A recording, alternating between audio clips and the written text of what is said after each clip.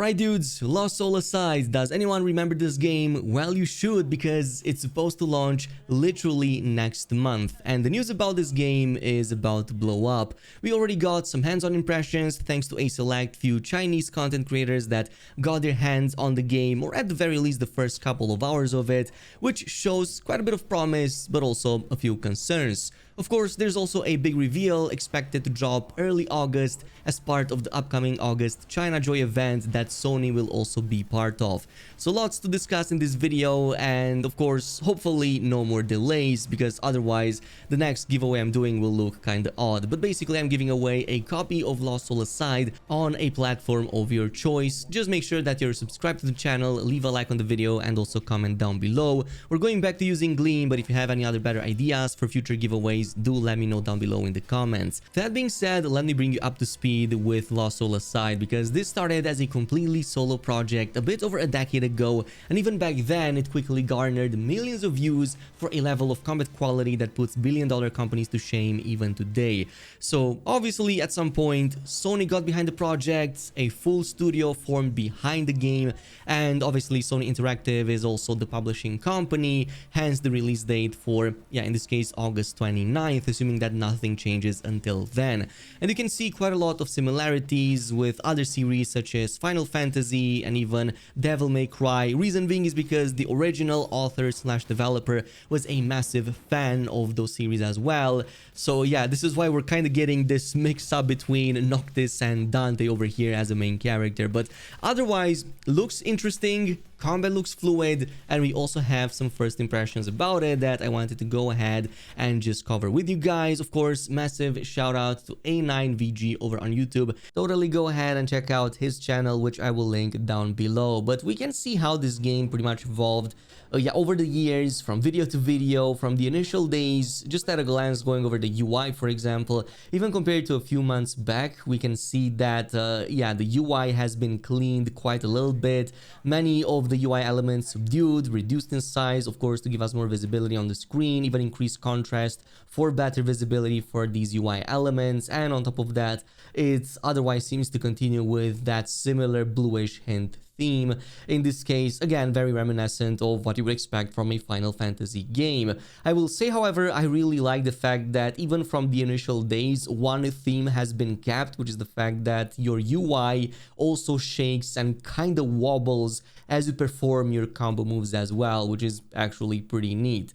But in terms of how the game actually feels, according to some of the initial previews, this is going to be more of a traditional action game that focuses on skill-based system rather than complex button combo lists. So you're going to have both a combination of light and heavy attacks, which you can also perform using long or short presses. So if you played like Devil May Cry or recently Stellar Blade, for example, this should feel something like that, on top of the fact that you also have active abilities that you can go ahead and unleash. We can see one of them over here with L2 that can be brought up, such as this ground smash that affects multiple targets. Those are going to be on a cooldown, but like I said, you also have your light heavy attacks, which have long and short presses. Also, this is going to be one of those combat systems that gives you a lot of freedom of movement, so you can approach the combat from whichever way you want to, but you do have to pay strict attention to positioning and distance, especially since a lot of these attacks coming from enemies are fast-paced.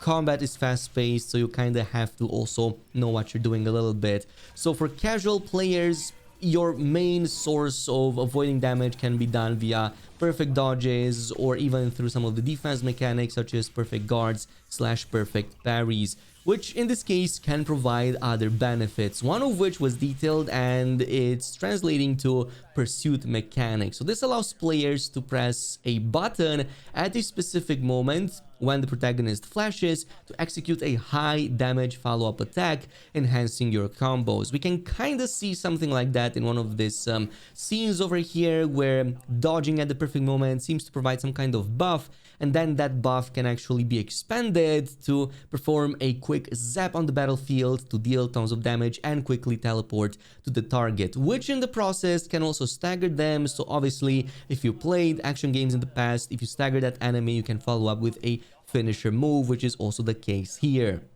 Also, the author notes that there are many particle effects going on, with many flashy effects happening on screen, which, yes, I can see it being part of the charm for these games, but yeah, the author notes that sometimes this can be a little bit obstructing, so it can definitely affect your view with all of the things going on at once on the screen. Also, in terms of difficulty, it doesn't seem to have any selectable difficulty option, at least not in the build that was played over here. This involved the first couple of hours of gameplay, including the prologue and some of the starting zones. However, if you die repeatedly, the game provides you with some buffs and even special equipment to help overcome some of the challenges. So this is basically a variant of the weak chicken heads from Metal Gear Solid. Now, in terms of level design, this is not going to be an open world, but rather will feature linear levels. So obviously the focus over here is more on the core combat experience. So in this case, you're going to be moving through large maps that appear more open, but these are actually, of course, part of a linear game design. There are, of course, things for you to discover over there in terms of variety. So besides monsters, upgrades, and challenges that don't just involve bosses, we also have platforming sections, also puzzles and collectibles. However, it's not yet fully clear the extent of these and how many there are, and also it's been noted that at least the ones discovered during the gameplay session were not overly difficult. So overall, it sounds like a fun time focusing on combat, and doing things on top of that will reward you and let your character evolve more. Which brings us to the next point that was covered, which is about the RPG systems. There's going to be a robust progression system over here, a multifaceted one that covers a few areas. One of which is the fact that we get access to multiple weapon types, such as different types of swords, sickles, lances, and even projectile-based weaponry, all with their different playstyles, speeds, and ranges. However, part of this is that there's also a weapon upgrade system via something called weapon fragments. So these are accessories that we can find in different types of ways, either dropped by bosses or by elite monsters, which we can then attach to our weapons to provide different types of bonuses, including stat boosts, even change the playstyle, all the way to changing the appearance of said weapons.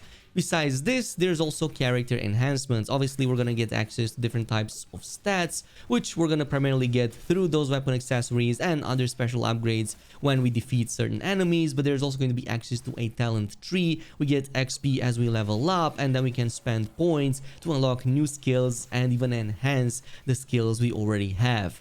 Besides this, a third mechanic at play is a crafting system. So via collecting different materials, we can craft a large number, pretty much over a dozen different types of potions that can restore health or provide various combat bonuses. We can pretty much see some of them in action over here. There's actually quite a lot of that in terms of the consumables we can get. So 4 just that we can quick bind on the menu to the left side. But in terms of endgame content, it seems that there's at least a couple of challenge modes. We have an arena and a boss challenge mode, which supposedly reward players with some type of endgame materials that are useful for all of these upgrades we're going to be doing.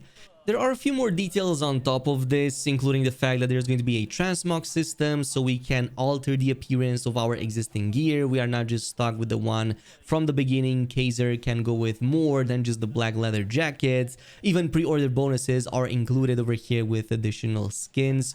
So overall, it sounds like it's checking a lot of the boxes for a 2025 game. However, it doesn't come without its criticism, so let me go over some of the issues that were noted. Specifically, some of them were on the technical side. So the game seems to only offer 2 graphical modes, performance and graphics. The thing is that performance mode achieved 60 FPS but made some of the distant scenery become blurry. However, the graphical mode did improve the visual quality. However, it suffered from unstable frame rates, which in a game like this can be quite detrimental. Also, in terms of some of the character expressions, lip syncing, and even sound effects were described to be somewhere around mid-tier over there, a little bit repetitive. Some of the interactions also seemed rather rough, and even precise positioning was not always the strong point for the game. The only question remaining is in terms of the age of the game's design, given the fact that its development started over a decade ago. will it align to the expectations that players have today, especially since story themes, linear map design, and exploration mechanics, including other elements, have evolved quite a bit over the past decade. I guess we're going to wait and see with the reveals coming up early August, and hopefully the release date that doesn't change for August 29th. That's pretty much it. Of course, expect more coverage for Lost Soul Aside, so if you want to see more of that, definitely make sure you subscribe to the channel and leave a like on this video. Really helps out with the algorithm, and I'll see you guys in the next video.